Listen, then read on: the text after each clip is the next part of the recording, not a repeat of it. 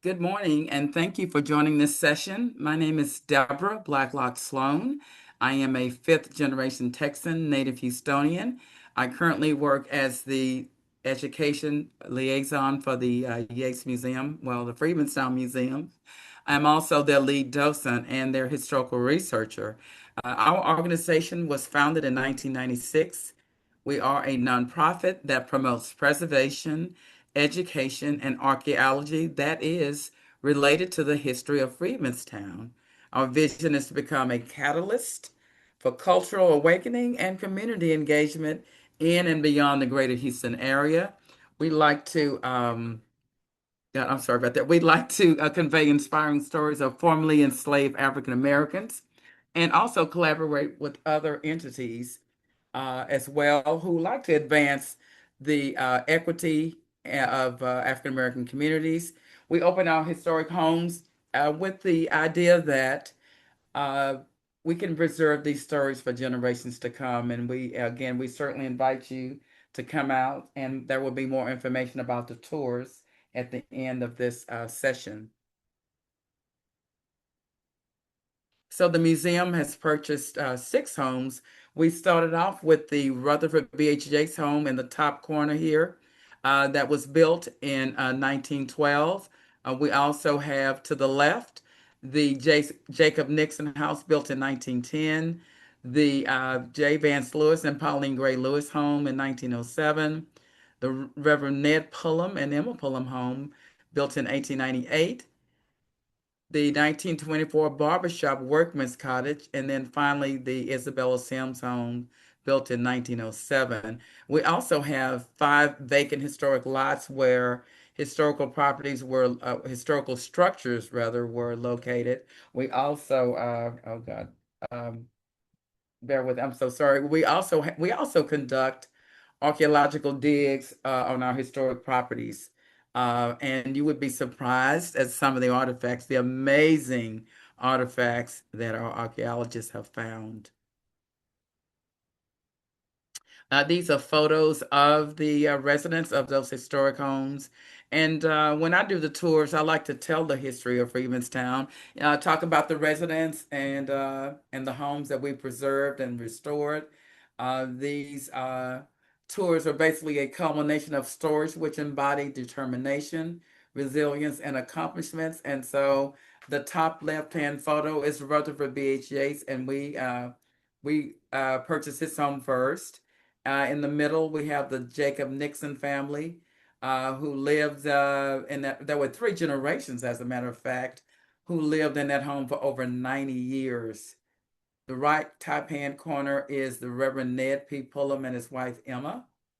Bottom right is Isabella Sims, a domestic who was able to purchase property in the late 1890s, which is kind of unheard of for Black women, but she was able to purchase two of those lots, and two historic homes that we purchased sit on those lots. The middle of the we have a I'm sorry, the bottom photo is James Williams, one of the earlier barbers in Freemanstown. Most of the barber shops were located in a certain area of downtown, but he opened his own barber business in Freemanstown, and actually one of the only barbers who conducted his business there. And to the bottom left, we have J. Vance Lewis, an attorney, and his wife, Pauline Gray Lewis, who was an educator in Freemanstown. I like to consider them as one of the couples in Freemanstown. They were philanthropic couples. They gave money to all of the causes related to Black endeavors in the community as well. And I also like to refer to J. Vance Lewis as a forerunner of Johnny Cochran. He was shrewd, he was good looking, and he was just wanted all across the country. He was in demand. People wanted his assistance in their cases.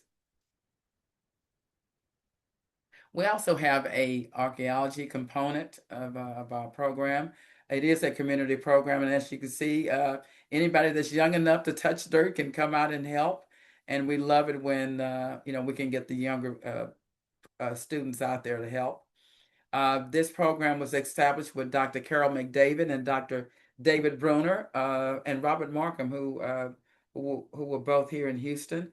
And we like to say that the investigative archaeological digs that we have, it expands the public's understanding of the African diaspora archaeology, and it really reveals how the Freeman Town historic community lives and thrives. And again, we've conducted research on 11 historic properties that are under the ownership and protection of the museum.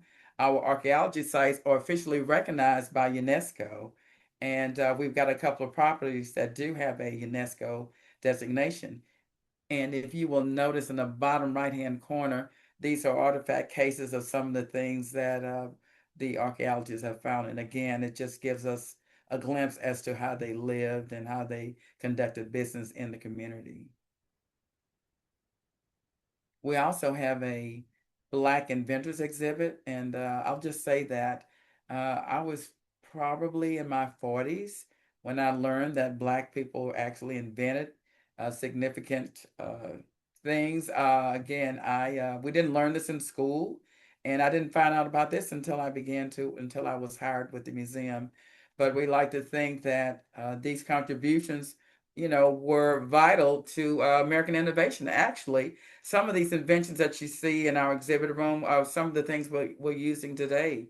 And the perseverance of these people who created these inventions, they did it despite systemic barriers and limited, recognition. A lot of the patents were stolen from them, and but they persisted anyway. And so now with this exhibit, we're giving them their due, their dignity by displaying these inventions. So then there's the historic brick streets in the community. For over 50 years, Freedmen Town residents had no paved streets, and they would, they would contact the city fathers. The ministers were the pipeline to the city fathers, and they would say, "Hey, we need better infrastructure. We have muddy streets." The women had on those long dresses, and if you can imagine, when it rained, those skirts, the hems on those skirts would be ruined. And again, for years and years and years, and then finally in 1914, the city hired a white contractor to install bricks in the east end of the community. Basically, if you can see the backdrop of downtown, so those bricks were installed in an eastward direction. And then again in 1920, the residents who lived on the west side, which is the street, Wilson Street, they said, "Hey, we want our streets paved as well." So in the 1920s, they had another white contractor to install the bricks in the west end of the community. And one of the things that we subscribe to is that there were so many brick masons and laborers in Freedmanstown. We believe that they were the ones who completed the work, especially since they would have been responsible for the infrastructure of the city while they were enslaved and then later. And then the brick streets represent African diasporic symbolism, culture, and religion. And as we speak, the city is replacing a lot of the streets. And so we are hoping and praying that they don't touch the brick streets. And if you'll notice the patches of concrete and asphalt around the brick streets, well, as the city made repairs to the sewers, they pulled the historic bricks up. Then they realized that they could not put them back because they were made in a special way. And so that accounts for so many patches around them. That we've been telling them for years that these bricks are really significant. And so we're hoping that we can continue to save them. So I'll just give you a brief history of Freemanstown. This is an early map, an 1869 map, wood map here. And so Freemanstown is here. The original Freemanstown is Allen Parkway Village for those of you who are Houstonians. This is the original Freemanstown. And as newly emancipated Africans and blacks left the plantations, they headed along the San Felipe Road. They were on foot. They were not on a horse. They were not in a wagon. And they left with the few possessions they had, which might have been a pot to cook in. It might have been a blanket, a special blanket. But again, heading down the streets, sleeping in the elements, and with children in tow. And they slept along Buffalo Bayou. until they were able to get work. And that part of Buffalo Bayou was swampy and had mosquitoes. And whites who owned that property uh, knew they couldn't sell it to white people, so they ended up selling it to black people. And eventually, by 1866, there were 166 structures of various sizes in Freedmanstown. So basically, those newly emancipated blacks were making strides.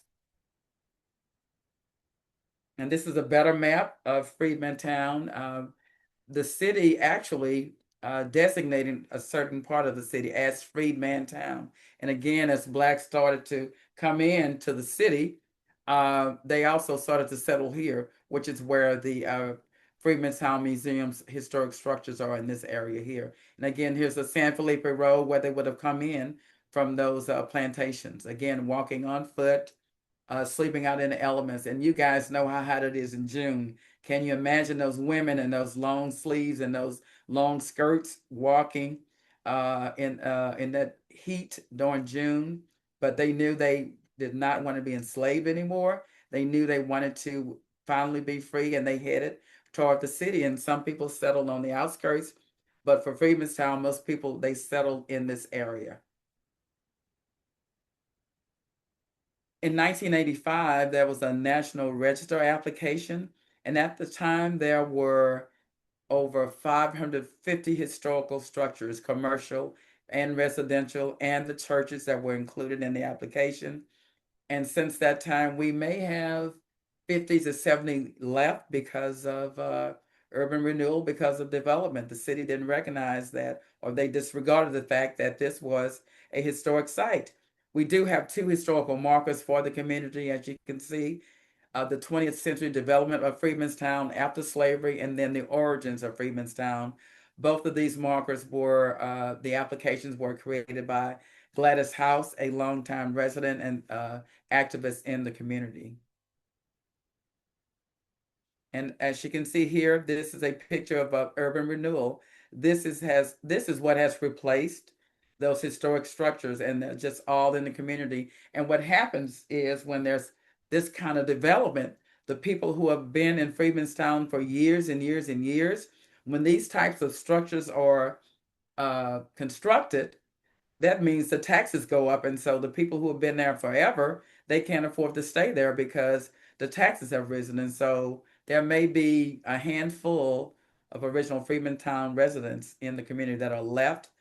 The bottom left photo, that's just an example of what's happening. As you can see, those shotgun houses were built in the 1930s. And if you look behind them, that's high density housing. And then if you can imagine when they were building those structures, if it was raining, the water would just flow onto those properties. And so the underneath those houses, they've encountered a lot of damage. But again, this is what gentrification looks like.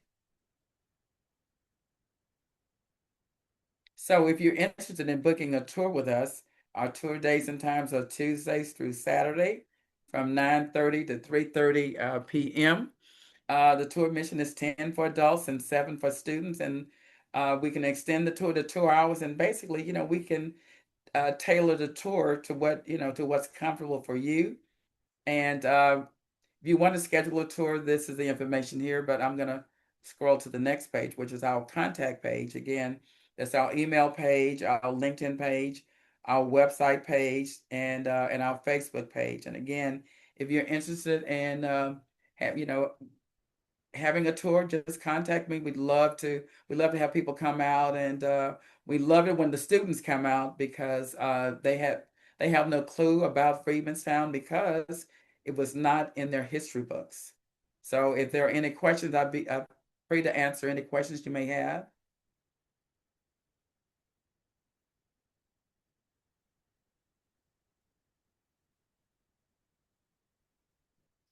No, but thank you for the information. It's very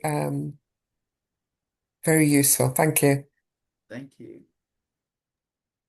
Deborah, I have a question. What is Mhm. your favorite part of the tour when you are presenting and sharing it? What's the part that you enjoy the most in giving a tour? I like to bring when we're doing the walking tour, we have a shotgun house, and I like to get people's reaction about what do they know about the shotgun house, and most of the answers will be you can open the front door and have a shotgun and shoot with the door open and it will go out the back door. Well, that is not true. And a lot of people are surprised to hear that information. I said, well, actually, the shotgun is a variation of the word shogun. It is a Ghanaian word, and the meaning just changed. It is the type of architecture that enslaved Africans brought with them when they were enslaved. They kept the architecture and you can find it in Haiti and from Haiti to Louisiana and to Texas. And it's the cheapest form of construction in Texas. That's why sometimes when you see a row of shotgun houses, you can just put a row of houses in there because the lots are narrow enough to shove them in there. And so again, I like to tell people about the history of the shotgun house.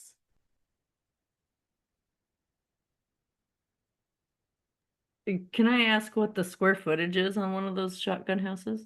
Oh wow. Okay, that's a question I'd have to get back with you on. Yeah, I'll Okay. just say that they're very narrow, and I don't have the dimensions. But now that you've asked that question, I'm gonna have that on the tour for sure. Thank you.